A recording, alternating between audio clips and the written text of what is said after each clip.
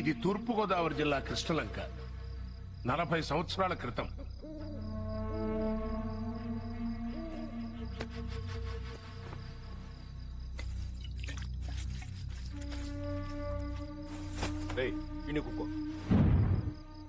రేంకనా కాస్త mic set ఆపమని చెప్పు. అమ్మవారికి కూడా కాస్త రెస్ట్ ఇవ్వండి. మళ్ళీ పొద్దున్నే ఉత్సవం, ఊరేగింపు, హడావుడి. వెళ్ళు. అటగనే పూజారి గారు మీరు కాస్త పెందలాడే పడుకోండి. పొద్దున్నే బోల్డ్ అని పనులున్నాయి. అమ్మవారు నగలు అలంకరించుకుని వెలిగిపోతున్నారు ప్రెసిడెంట్ గారు. అమ్మవారికి మీద ఇస్తే తగిలేట్టుంది పూజారి గారు. సర్లేండి, మిగతా పనులు కానివ్వండి. అరే సూరి, నువ్వు ఈ రాత్రికి ఇక్కడే పడుకో. రేపు పొద్దున్నే రథమది సిద్ధం చేయాలి. నీకు తోడుగా వెంకన్న పడుకుంటాడు. సరేనా? పూజారి గారు మరి మేము వెళ్ళరామా?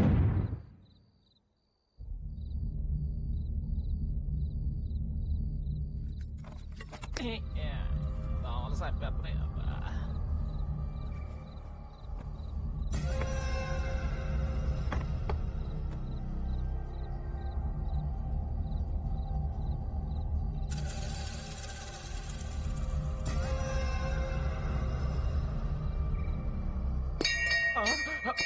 దొంగ దొంగ ఊరే వెంకట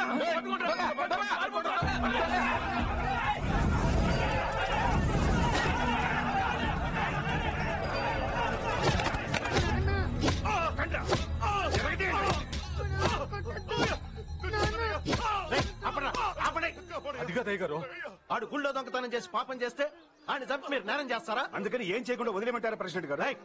ఆయన శిక్షించడానికి పోలీసులు ఉన్నారు, కోర్టులు ఉన్నాయి. తీసుకెళ్లి పోలీస్ స్టేషన్ లో అప్పచెప్పండి. మా ప్రెసిడెంట్ గారు వదిలేశారని సంకలు గుద్దుకోకు. పులి నుంచి తప్పించుకుని సింహం నోట్లో పడ్డట్టు ఆ టౌన్ సిఐ పాపారావు గారి చేతిలో పడుతున్నా. ఆడ అసలు మంచోడు కాదు, తోలు ఎత్తాడు. తోలేట్రా, ప్రాణాలు తీసేస్తాడు. మొన్న ఒకడు పెళ్లింట్లో దొంగతనం చేయి దొరికితే ఆ నూరి మధ్య కరెంటు స్తంభాన్ని కట్టేసి కాల్ చేశాడు.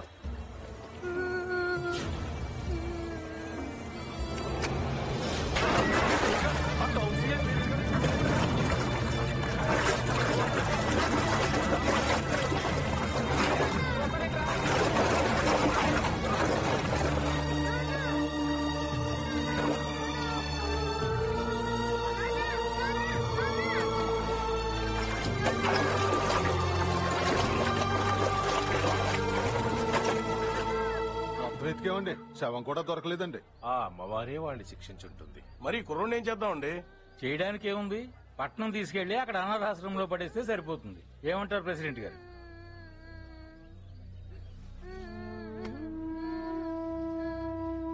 ఏడవకు నాన్నగారు, ఇతన్ని మన ఇంటికి తీసుకెళ్దాం. వాడో దొంగ కొడుకు, వాడిని మీ ఇంటికి తీసుకెళ్ళడం ఏంటి? తప్పు. తప్పేంటి కోటేశ్వరరావు?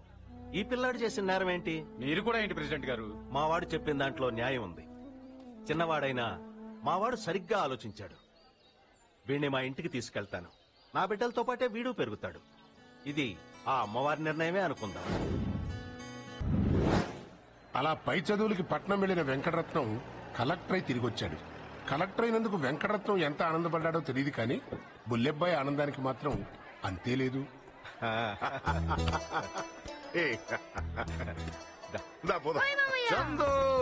బాబు తప్పు, దిగు. పెద్దవాళ్ళ మీద అట్లా ఎక్కకూడదు. ఏ విషయంలో పెద్దోడు నేను? నువ్వు చదివించావు కాబట్టి ఐఏఎస్ ఆఫీసర్ అయ్యాను. దీన్ని అడ్డం పెట్టుకుని నన్ను దూరం చేసావనుకో, పదవిని వదిలేస్తా. వద్దు బాబు, పద ఇంటికి వెళ్దాం. గీత నీ కోసం ఎదురు చూస్తుంది. రారా రా. నిన్ను కలెక్టర్ గా చూస్తున్నందుకు నాకు చాలా సంతోషంగా ఉందిరా. అంతా మీ దయ. నమస్తే. పెద్ద గీతకి చిన్న గిఫ్ట్. రేపు పెళ్ళనుగా ఈ రోజు వచ్చేది. బిజీగా ఉన్నానమ్మా. అయినా మనసుకి నచ్చిన వాడిని పెళ్లి చేసుకుంటున్నావుగా. అవును, అలా పక్కూర్లో ఎగ్జిబిషన్ పెట్టారంట, నన్ను అక్కడ తీసుకెళ్ళవా? ఓ తీసుకెళ్తానులే. రేయ్, వీడు జైంట్ వీల్ ఎక్కుతానని గొడవ చేస్తాడు. అది మాత్రం ఎక్కించొద్దు. ఏ వీడదెక్కి చేసే కోతి పనులకి నాకు కళ్ళు తిరుగుతాయి. రే, వీడెక్కితే నీ కళ్ళు తిరగడం ఏంట్రా? ఇదిగో చూడు, తీసుకెళ్తాను, కానీ జైంట్ వీల్ ని దూరం నుంచి చూడాలి. ఎరా, దూరం నుంచి చూస్తే కళ్ళు తిరగవుగా? తిరగవు. నేను దూరం నుంచి చూస్తాను మావయ్య, నువ్వు ఎక్కమన్నా ఎక్కను. ఓకేనా? పుల్లబాయ్, ఏ మాటగా మాట గీతకు నచ్చిన వాడితో పెళ్లి చేయాలని ప్రెసిడెంట్ గారిని ఒప్పించావే. ఒరే వెంకటరత్నం, మన ఊరికి ఒక బ్రిడ్జి వేసింటే మన సీను బావని కారులో ఊరేగింపుతో గొప్పగా తీసుకొచ్చేవాడిని కదరా.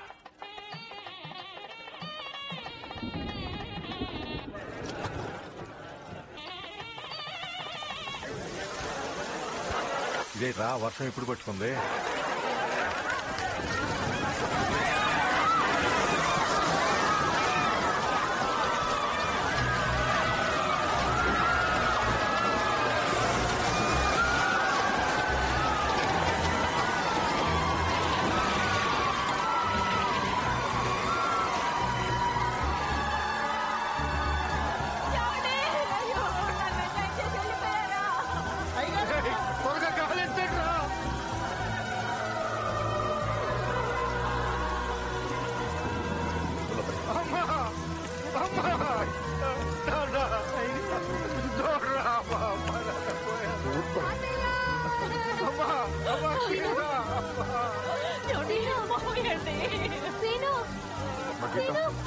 గీత తల్లి రామ్మా. సీను కనపట్లేదేంటి? నా సీను అమ్మ నన్ను దగ్గర నుండి తీసుకొస్తున్నారమ్మా. నేను చూడాలన్నయ్య. సీను నేనే.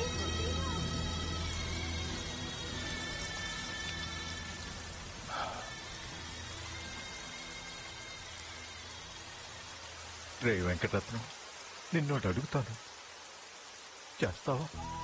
ఏంటి రాదే? నువ్వెప్పుడు అంటూ ఉంటావు, నీ రుణం ఎలా తీర్చుకోనరా అని. అది తీర్చుకునే సమయం వచ్చింది. చెప్పరా, తీర్చుకుంటావా? అదేం మాటరా? ఈ జన్మలో తీర్చుకున్న రుణం కాదురా అది. సరే అదేంటో చెప్పు. ఈ ఊరికి ఒక బ్రిడ్జి కావాలరా. మన వాళ్ళకి జరిగిన అన్యాయం ఇంకెవరికి జరగకూడదు. ఇప్పుడు నువ్వు ఒక ఐఏఎస్ ఆఫీసర్వి. నువ్వు తలుచుకుంటే పెద్ద కష్టమైన పనేం కాదు. కోట్లతో కూడిన పని నా ఒక్కడి వల్ల అవుతుందంటావా? ప్రయత్నిస్తాను. ప్రయత్నం కాదురా, తప్పకుండా తీసుకురావాలి. బ్రిడ్జి వచ్చే వరకు నువ్వు ఈ ఊర్లో కాలు పెట్టనని నాకు మాటివ్వు. అదేంట్రా? అంతేకాదు, నాతో మాట్లాడకూడదు, కనీసం నన్ను చూడకూడదు. ముల్లబ్బాయి, ఇదేంట్రా అన్యాయం? నాకు ఇలాంటి శిక్ష ఎందుకు వేస్తున్నావు? ఇది నీకు మాత్రమే వేస్తున్న శిక్ష కాదు, నాకు నేను విధించుకుంటున్న శిక్ష. కానీ తప్పదు.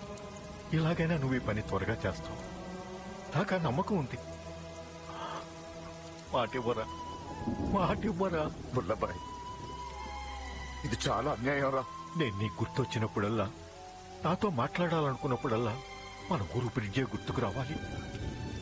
మాటివ్వరా.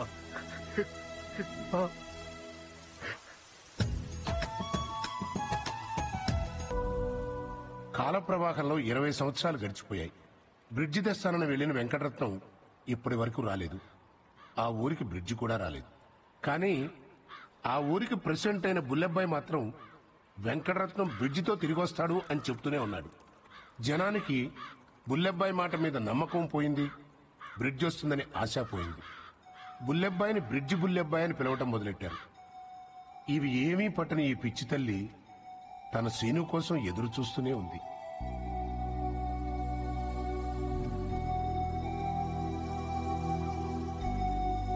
రామ్మా, వెళ్దాం. పెళ్లి వాళ్ళు వచ్చేస్తున్నారు. సీను వచ్చేస్తున్నాడు. వాళ్ళు రేపొస్తున్నారంటమ్మా. ఫోన్ వచ్చింది. పదమ్మా, పద.